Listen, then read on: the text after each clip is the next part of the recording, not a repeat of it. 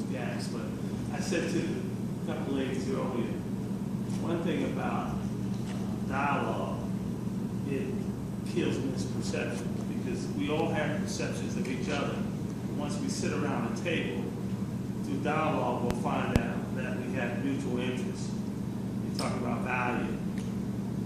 You have at this table some of the best and brightest that New Jersey has to offer for the African American community. We've come here today to forge a relationship with the hopes of elevating the competitiveness of this state. And public policy is an area that if it's done right, it helps. If it's done wrong, it can be detrimental for years to come.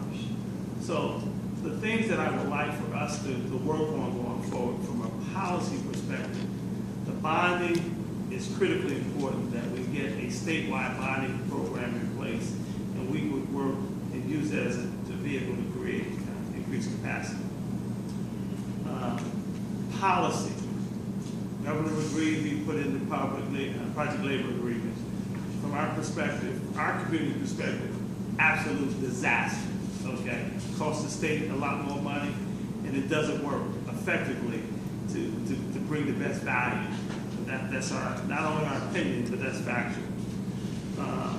The disparity study that was 86 under Governor Corzine, and I'm a Democrat, but I'm also a person that gets another disaster, because now New Jersey does not have the appropriate programming that will ensure inclusion. New York State has a 30% minority participation goal. New York State, the Big Apple. So that's the best practice that we should kind of try to look at. So the disparity study, the statewide bonding program is something we should kind of move on as quick as possible, because that'll transform our respective communities overnight. Federal DBE programming, the transportation area, no one is looking at that. So there's the turnpike, the exchange at 42, these are billions of dollars. The bridge, so the DBE goals are never hit because there's no accountability. We get solicitations all the time. We need minority hires, we need minority contractors. We respond, and they go right in the trash. So we're not saying put in new policy, just monitor the ones we have first, and then we can,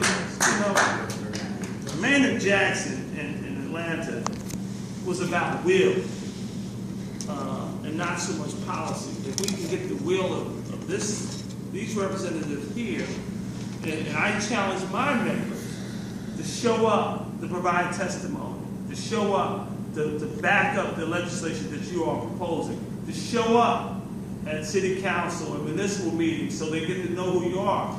We want today to be a transformational moment for the state. So this is not about an emotional exchange, but I believe that today could be a start of something new here in New Jersey. A couple more points and I'll take my seat. From a private sector situation, the state is doing billions of dollars of incentives for these corporations to domicile in the state. There's no connection to local business.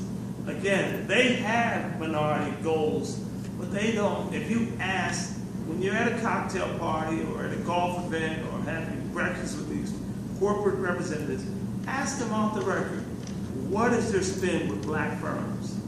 And I will tell you, I will bet you all today that out of all the groups, we're at the bottom. But in the case of firms like Johnson & Johnson and 210, they spent $106 million with New Jersey African-American firms. If they could do it, the other guys can do it as well. Hurricane Sandy, prime example. We got billions of dollars coming to state. Again, it's HUD money, so it's subject to Section 3, it's subject to Title 6. These are federal laws since the Civil Rights Act. If we just enforce those laws, that will elevate a lot of businesses in this room. So I'm going to work with you guys offline to do these types of things. I'm just trying to make sure I didn't miss anything. Oh, lastly, Don't want to be selfish. But my good friends at NJBIA, at one time, 14% of the Department of Labor's budget went to BIA for a number of programs. We have similar programs.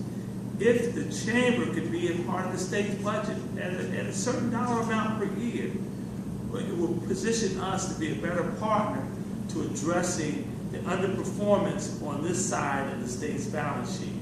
We believe that we can go into communities and identify businesses, provide the technical support, and position them so that they could be elevated and reduce the entitlement spend, because we believe that's a problem. We do. We agree with you there.